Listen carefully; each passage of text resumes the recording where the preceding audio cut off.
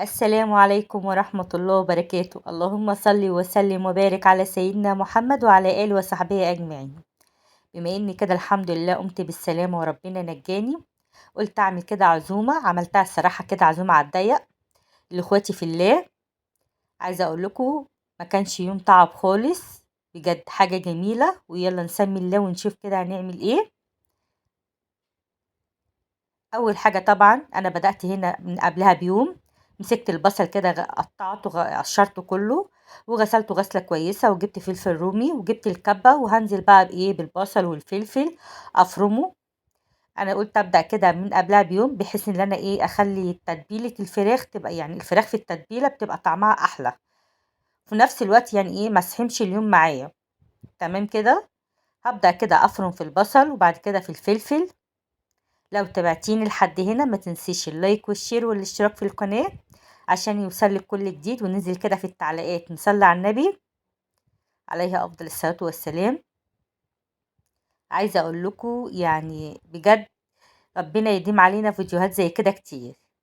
بجد حاجة جميلة كده، وقد إيه الواحد بيبقى حاسس براحة نفسية لما بيعمل فيديوهات زي كده. يلا ربنا كده إيه يكرم كل واحد ويطلع وجبات. وطبعا على قد مقدرتك، يعني مش شرط يكون وجبات يعني إيه يعني غالية بالشيء الفلاني، على قد ما انت تقدري تنفقي انفقي. وربنا طبعا يعني هيعوضك ان شاء الله. يعني المبلغ اللي انت انفقتيه ربنا هيرزقك بيه اضعاف اضعاف. هنا بقى انا كنت نزلت ايه الفلفل مع البصل. ده كان فلفل الوان رومي. ما رضيتش احط سبايسي، ربما برضك ايه يعني الناس اللي هتاكل منها ما يكونش بتحب الحاجه الحراقه. هنا بقى دي كانت كمية البصل مع الفلفل. هقسمها كده شيء للعصاج وشيء لتتبيلة الفراخ. تمام كده. انا كده قسمتهم. نفس الحلة دي بقى كده هشغل بقى النار عليها، عشان خاطر ايه هنزل عليها باللحمة المفرومة واعمل ايه العصاج بتاع البشاميل. ده كان 2 كيلو من اللحمة المفرومة، عليهم كده كمية البصل والفلفل حلوة قوي. تمام كده. ما تنسوش بقى تصلوا على النبي عليه افضل الصلاة والسلام. هنزل بقى بفلفل اسمر، وهنزل كده بالسبع بهارات. حطيت كده شوية شطة بسيطة، وهحط كده رشة قرفة، معلقة قرفة صغيرة، وملح.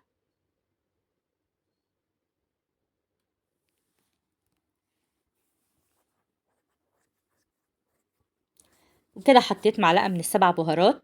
وهقلب كل الكلام ده مع بعضه. انا ما بحبش احط لها اي مادة دهنية، بكتفي بالدهون اللي نازلة ايه منها. تمام كده. هقلبها كده واسيبها تتعصج، وكل شوية افضل ايه اقلب فيها. خلاص كده هنقلها بقى على الناحية التانية عشان ابدأ بقى ايه اعمل معاكم تتبيلة الفراخ. هنا انا بشرت كده 4 طماطميات على البصل والفلفل اللي انا عملته. حطيت معلقة كده من السبع بهارات، وهحط كده معلقة من ايه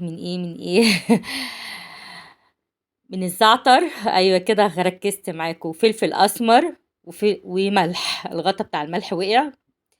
وابدأ كده اقلب كل الكلام ده مع بعضه.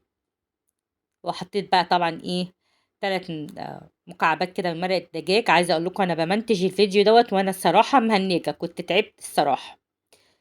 يبقى حطيت ايه زعتر وسبع بهارات وفلفل اسمر، و3 مكعبات كده من مرقة الدجاج، ورشة حبة شطة كده. تمام. وهبدأ كده احط كده ربع كوباية من الخل، واعصر كده عليهم ايه 3 ليمونات.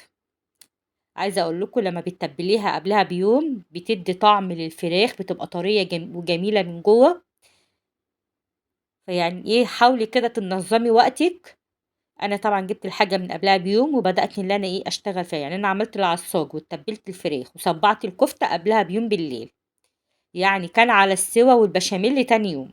هبدا بقى احشي كده الفراخ من تحت الجلد واتبلها كويس. طبعا انا كنت غسلها غسله كويسه ونقعتها لمده ساعه في ملح وخل وليمون. يعني كترت فيها الليمون ما رحمتهاش الصراحه. تمام كده. هنا بقى انا كنت خلاص تبلته كله. هبدأ بقى ارصصهم في صينية واحطهم بقى على رف التلاجة لتاني يوم. ودي الكفتة دي بقى أنا كنت جايباها عجينة جاهزة كده من عند الجزار، لأن الصراحة قلت كده توفر معايا بس وقت كده ومجهود في نفس الوقت. والصراحة أنا جربتها منه قبل كده. بيعملها كويسة جدا، طعمها تحفة. هنا أنا فكيتها بقى من بعضها، وهجيب طبق كده فيه مية، وهجيب خلة كده أو عصاية، وأبدأ كده أصبحها عليها. عايزة أقول لكم جميلة جدا. وانا قلت الصراحه تريحني، يعني لما اجيبها جاهزه عكس ما افرم بصل واقعد اتبل والكلام ده كله، مفيش وقت للكلام ده. تمام كده. هقعد بقى اصبحها كده تصبيحه كبيره، اعمل برضو حسابي اللي هي هكش.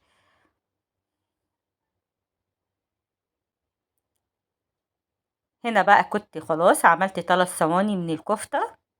دي كانت قبلها بيوم بالليل. طبعا بقى هشيلها كده على رف التلاجة. والفراخ شلتها برضو متبله. وادي العصاج عصقته خلاص. كل ده كان قبلها بيوم بالليل. هنا بقى جبت حلة وحطيت عليها ورق لورا وحبهان، وهنزل كده ب4 وراك كده. انا كنت محتاجة شوربة عشان خاطر اسقي بيها البشاميل برضو.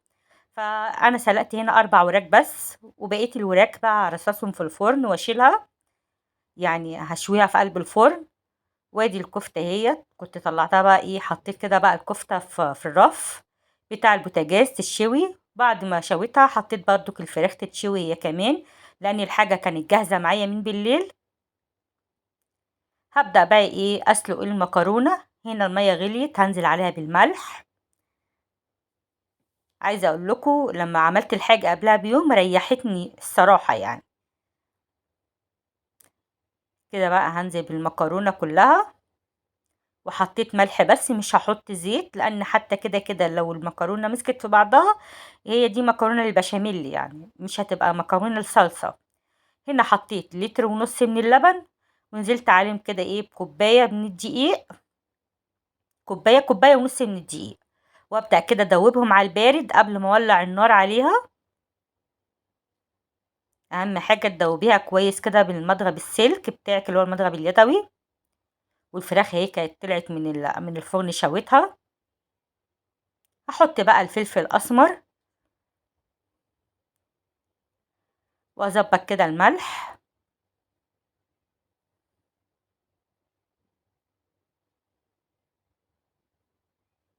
كده خلاص القوام كان تقل بقى. هنزل كده ب3 كوبايات من الشوربة، واهم حاجة تصفيها عشان البصل ما ينزلش فيها. واقلبها كده لحد ما تاخد غلوة كمان. واول ما الاقي القوام بتاعها تقل تاني، كده بقى انا حطيت معلقتين زبدة كبار. وخلاص كده البشاميل اللي بقى اول ما تقل معايا كده قسمته نصين. مش قسمته، خدت كده شيء من البشاميل عشان احطه على الوش. يعني خدت بتاع طبقين كده من البشاميل. وبقيت البشاميل اللي بقى نزلت عليه بالمكرونه، وهقلبه كله مع بعضه عشان يبقى جاهز على معايا وانا برصصه في قلب الصينيه. تمام كده. يعني انا خدت شويه من البشاميل بعد ما خلصته، وشيلته على جنب، وقلبت كده المكرونه في البشاميل كله. هنا بقى جبت الصينيه، وهبدأ بقى اوزع كده المكرونه.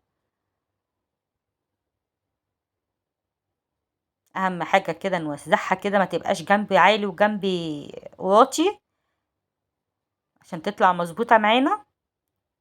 واحط كده العصاج دوت بقى كان بارد الصراحة، ما سخنتوش لانه كان في التلاجة. بدأت بقى افككه كده من بعضه. كده كده هو يدخل الفرن، وهيبقى هيستوي من اول وجديد تاني. وانزل بقى بطبقة المكرونة تاني التانية. انا عملت صينيتين من المكرونة بالبشاميل.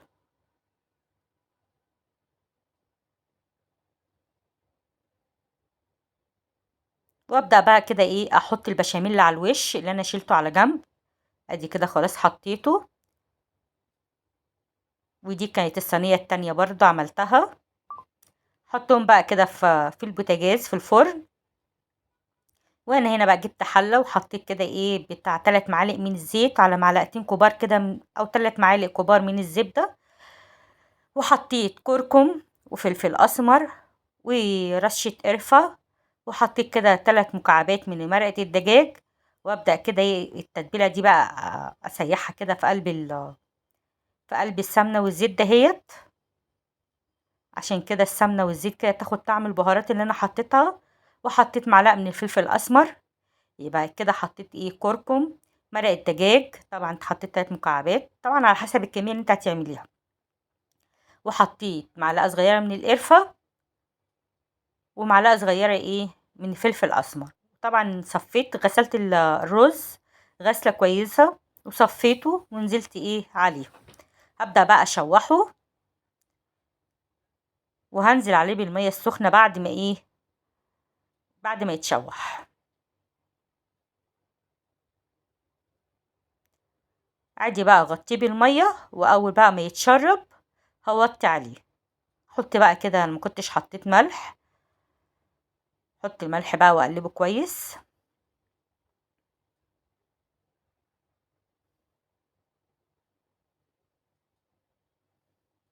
ما تسرحيش، خليكي معايا، شايفة اللمعة اللي فيه؟ عشان انا مكترة السمنة والزيت، لازم كده تخلي الرزية تكون بتلمع.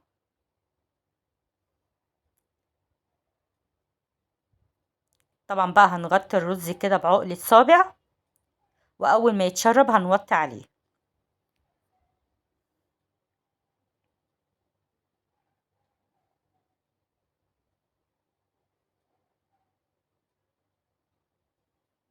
كده كان خلاص استوى معايا. جه هنا جبت لون غذائي، اللون الاحمر، ودوبته كده في قلب ميه. وهنزل كده ايه على مسافات كده متباعده، وهنزل بحبه حبه كده، بحيث انا عايزه تبقى رزايه صفرة ورزايه حمراء. تمام كده. عايزه اقول لكم مفيش اسهل من كده. وكده كانت الاكل خلص معايا. يلا اتمنى تكون الوصفات عجبتكم، واستنوني في وصفه جديده من وصفات لومه، واشوف وشكم على الف خير. صحيح انا نسيت اللي انا اصور لكم وانا بعبي، يعني كنت الصراحه تعبت. يلا شوفوا وشكم على الف خير.